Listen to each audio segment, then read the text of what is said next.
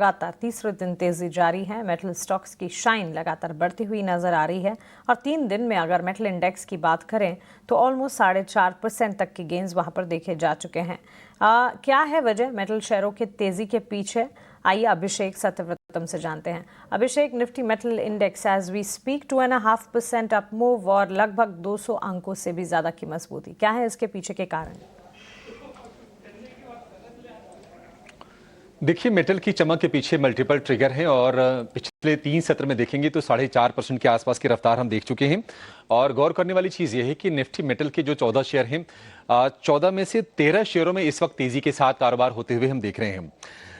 जो क्रूशल जो moving averages हैं, अगर आप देखेंगे 5, 10, 20, 50, 100 डीएमए के ऊपर जाकर मेटल इंडेक्स कारोबार कर रहा है। और अप्रैल में जो 52 वीक का जो सबसे निचला स्तर था 7,690 का, वहां से करीब 25% की जबरदस्त रिकवरी आ चुकी है। और ये भी आपको डेटा बता दें कि पिछले 14 में से 7 साल में सितंबर में मेटल इंडेक्स चढ़ा है और पिछले साल तो क्या ही कमाल की रफ्तार रही थी, करीब 8.5% की रफ्तार सिर्फ एक महीने में हमने मेटल इंडेक्स में देखी थी। ट्रिगर्स क्या है मेटल के, आपको एक एक करके सारे के सारे बता देते हैं। सबसे बड़ा ट्रिगर तो ये है कि देखिए, जीएसटी के स्लैब्स रिवाइज होने जा रहे हैं।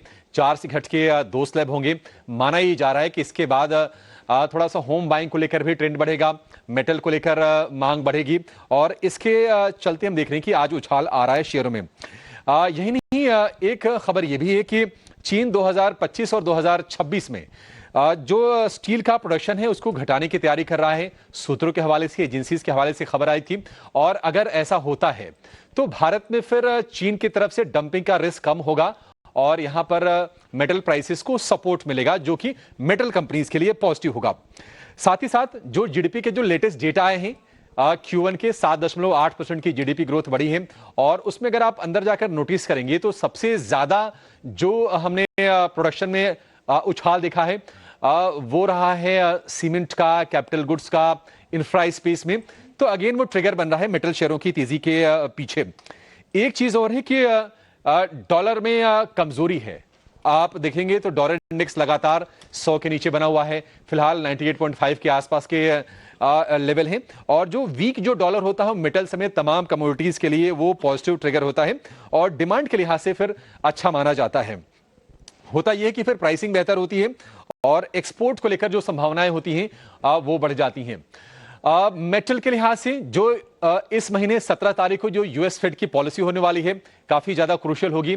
उम्मीदें ये हैं कि दरों में 0.25% की कटौती होगी और ऐसा अगर होता है तो ये पूरे सेक्टर के लिए पॉजिटिव होगा। ये मेटल के लिए भी पॉजिटिव होगा और अब इससे जुड़ा हुआ है रियल एस्टेट, उसके लिए भी पॉजिटिव होगा। निफ्टी मेटल में हम लगातार निफ्टी के मुकाबले आउट परफॉर्मेंस देख रहे हैं। अगर आप एक महीना या फिर 6 महीने के डेटा को कंपेयर करेंगे तो क्लियरली आपको दिखाई देगा कि निफ्टी मेटल में बेहतर रिटर्न मिलते हुए दिखे हैं। एक महीने में निफ्टी तो कमजोर रहा है लेकिन निफ्टी मेटल करीब 2.25% चढ़ा है। अगर हम जो बड़े शेयर हैं यानी कि निफ्टी मेटल में जो बड़ा वेटेज रखते हैं, जैसे कि Tata steel, Hindalco, JSW steel, Vedanta, जिंदा स्टील, अगर आप पिछले 5 दिन की चाल देखेंगे तो इसमें करीब 4.5 से लेकर 6.5% के आसपास की रफ्तार इन शेयरों में देखने को मिली है। तो ये तेजी की शुरुआत भर है। ट्रिगर्स आगे बहुत हैं और ऐसा लग रहा है कि मेटल इंडेक्स में ये जो अप मूव है ये सस्टेन भी हो जाएंगे, इसके इंडिकेशंस मिल रहे हैं। जी बिल्कुल, अप मूव सस्टेन होने के इंडिकेशंस मिल रहे हैं। उम्मीद यही करके चलेंगे कि अप मूव सस्टेन होते हुए और इंटैक्ट रहते हुए दिखें। शुक्रिया अभिषेक, के सारी डिटेल्स हमें बताने के लिए। अब आगे बढ़ते हैं और हमारे एक्सपर्ट से